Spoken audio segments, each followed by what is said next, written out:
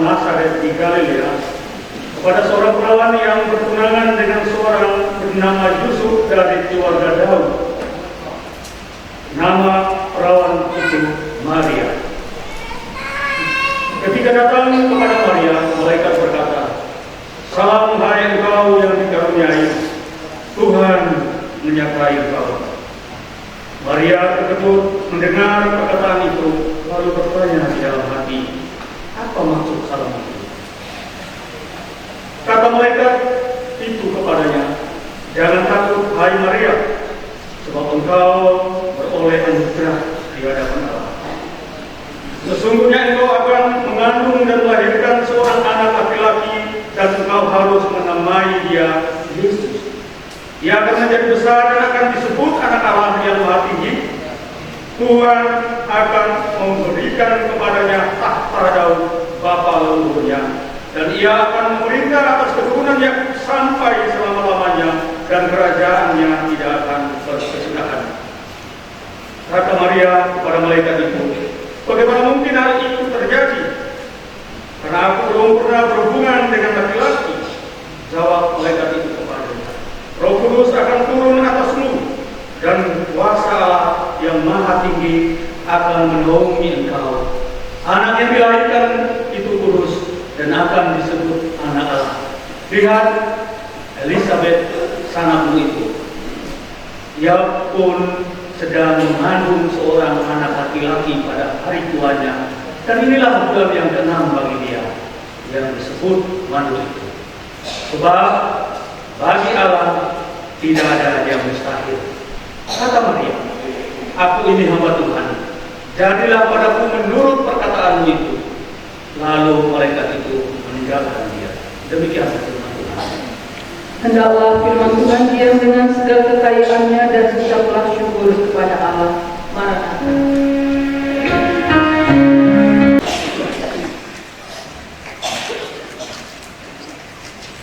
Bapak Mama saudara yang dikasihi oleh Tuhan, Shalom. Natal sudah semakin dekat. Sudah di kompleks. Bagus, jangan sampai lewat dari tanggal 24 ya. Kalau lewat 24 berarti nanti pakai tahun depan. Saudara, sejak kita masuk dalam minggu Advent, kita telah punya rencana-rencana untuk menyambut kelahiran Tuhan tanggal 25, dan juga sebenarnya kita diingatkan kembali dalam ingatan untuk menyambut kedatangan Kristus yang kedua kali. Dan saudara dikasih Tuhan, rencana-rencana kita dari awal, dari akhir bulan November yang lalu ketika kita memasuki minggu Advent, sudah mulai terwujud pada saat-saat ini. Bahkan pohon-pohon Natal yang direncanakan dan sudah dipikirkan mau bentuknya seperti apa, wujudnya sudah kita bisa lihat di depan gereja ini. Jadi yang tidak punya pohon Natal bisa berdiri memang nanti di pohon Natal. Pilih sendiri, ada banyak. Jadi tidak hanya satu saja. Jangan bilang tidak punya pohon Natal, nanti foto dia yang paling besar supaya kasih tunjuk. Saudara, di mana ini saya punya pohon Natal? Harapan yang telah mulai terwujud. Dari situ kita belajar ada sebuah proses yang terjadi dari rencana menjadi bentuk yang nyata. Hari ini saudara kita diingatkan tentang rencana kehadiran Kristus. Bacaan Alkitab ini menjadi bacaan yang seolah-olah menjadi perikop wajib dalam masa penantian, dalam masa Advent dan juga masa Natal. Tetapi memang benar saudara, bahwa kita mulai diingatkan dan mulai belajar mengingat dari sejak Kristus belum lahir, baru dimulai. Ada tiga hal yang dapat kita pelajari dan kita renungkan kembali dari bacaan kita ini. Yang pertama, kita lihat Tuhan. Kelahiran Kristus Sang Juru Selamat itu bukan satu hal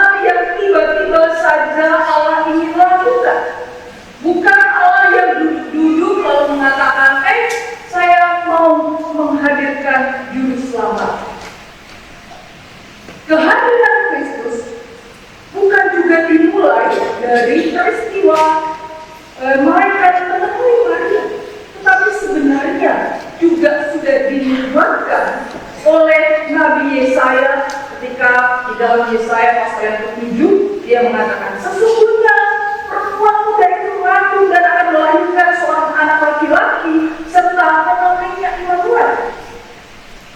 Bahkan kepada Daud juga disampaikan, keturunanmu akan memerintah seumur hidupmu. Perjanjian lama mencatat janji Allah itu yang dinyatakan kepada Daud dan juga melalui nabi-nabi. Dan pada bagian ini, dalam kisah ini, kita melihat dengan sungguh bahwa Allah menggenapi janjinya. Janji Allah, saudara, mungkin belum terwujud saat ini. Ada yang kita bilang, Tuhan janji kok tidak terwujud. Bukan belum terwujud, bukan tidak terwujud. Janji Tuhan kekal adilnya dan pasti akan diwujudkan.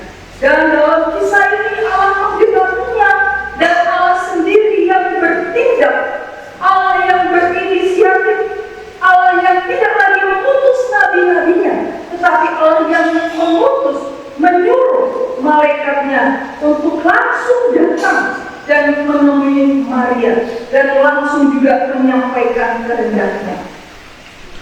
Pada ayat 26 dikatakan, dalam bulan yang ke-6 malaikat Gabriel disuruh. Jadi malaikat Gabriel bukan juga serta-merta dia ingin datang kepada Maria. Kalau ia tidak disuruh, dia tidak akan pergi. Dan siapa yang suruh? Yang suruh adalah Allah sendiri.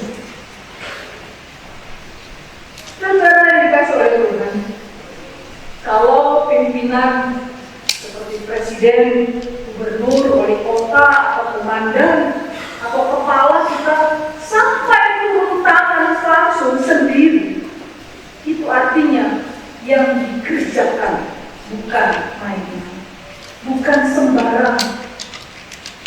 Kalau sampai Allah sendiri yang menyuruh, mengutus malaikatnya.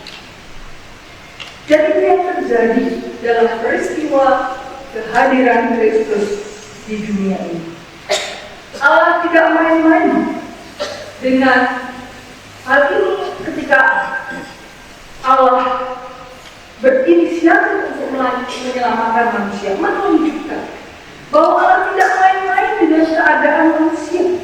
Allah tidak main-main dengan janji keselamatan. Sehingga kita patut kembali mengingat, meneguhkan hati, meneguhkan iman, menguatkan percaya kita bahwa kelahiran Kristus bukan sekedar kelahiran seorang bayi saja. Kehadirannya benar-benar ada dalam rancangan Allah. Allah yang maha tinggi, Allah yang kudus, Allah yang baginya tidak ada yang mustahil.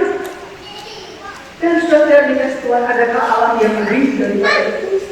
Kita menjawabnya tidak ada. Jadi kehadiran Kristus merupakan inisiatif Allah yang mau menyelamatkan. Bukan karena banyaknya doa-doa permohonan, keluh kesah, tangis manusia-manusia yang tidak berdaya menghadapi dosa, tetapi Allah sendiri yang dapat membuka hati supaya manusia diselamatkan dan manusia kembali kepada Allah. Yang kedua, saudara, ada pada Maria. Kita mengenalnya sebagai ibu dari Yesus yang berserah dan taat kepada rancangan Tuhan. Maria disapa oleh malaikat dengan mengatakan, engkau yang dikaruniai, Tuhan memberkati engkau. Engkau dianugerahi oleh Tuhan. Siapa yang tidak bangga? Ada dalam status pengakuan yang tinggi dan disampaikan oleh Allah melalui malaikat ini. Semua pasti senang. Kalau kita yang didatangi pada waktu itu mungkin kita senang, tetapi mungkin juga kita tidak senang. Mengapa saudara dikasih Tuhan? karena sapaan dan tanggung jawab yang diberikan kepada Maria, bukan tanggung jawab yang main-main. Pada awalnya, jadi pengakuan Maria di bagian akhir, yang mengatakan, aku ini hamba Tuhan, yang menyatakannya dengan kerendahan hati dan mengatakan, jadi karena aku hamba Tuhan, jadilah padaku menurut perkataan. Sebuah jawaban iman yang kuat dan teguh, yang pantas kita belajar dari Maria. Tetapi saudara dikasih oleh Tuhan, kita harus ingat juga bahwa jawaban Maria pada ayat yang ke-38 bukan jawaban yang tiba-tiba terjadi. Bukan karena pada dasarnya begitu kuat dan teguh dan pasrah jawaban Maria itu, tetapi dia melewati sebuah proses ketika dia pada ayat yang 29 dikatakan, ketika malaikat menyapanya, Maria berkata, apa yang terjadi pada Maria? Maria terkejut. Lalu malaikat mengatakan, jangan takut. Keterkejutan Maria menunjukkan sebuah ketakutan disapa oleh malaikat. Saudara, kalau kita bicara jangankan malaikat yang tidak berwujud lalu tiba-tiba ada suara, nanti kira-kira bagaimana? Berani atau lari? Lari. Kalau Maria lari kira-kira, jadi bagaimana? Maria melewati atau menghadapi fase ketakutan. Dia juga mengalami fase kebimbangan dan kebingungan. Jadi kita tidak melihat Maria hanya sekedar sebagai contoh pribadi, ibu dari Yesus yang penuh iman dan percaya.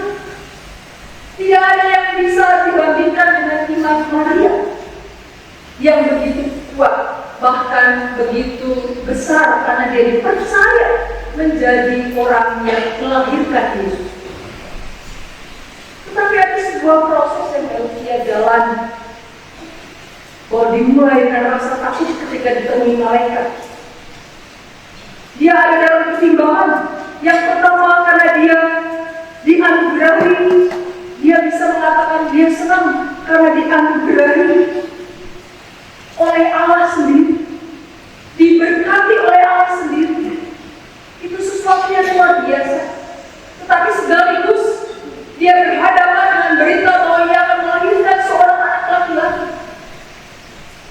Sekalipun anak itu adalah anak Allah yang Maha Tinggi, sekalipun yang akan hadir itu adalah keturunan Daud, tahtanya akan selama-lamanya. Maria dihadapkan pada dua pilihan, dua keadaan yang tentunya meresahkan kehidupannya. Wajar saudara mengalami sebuah pergumulan dalam perjalanan iman. Kita pun pasti pernah mengalami bertanya-tanya dalam kesusahan, dalam kebimbangan, bahkan juga dalam ketakutan yang luar biasa karena keadaan-keadaan yang tidak dapat kita tahan.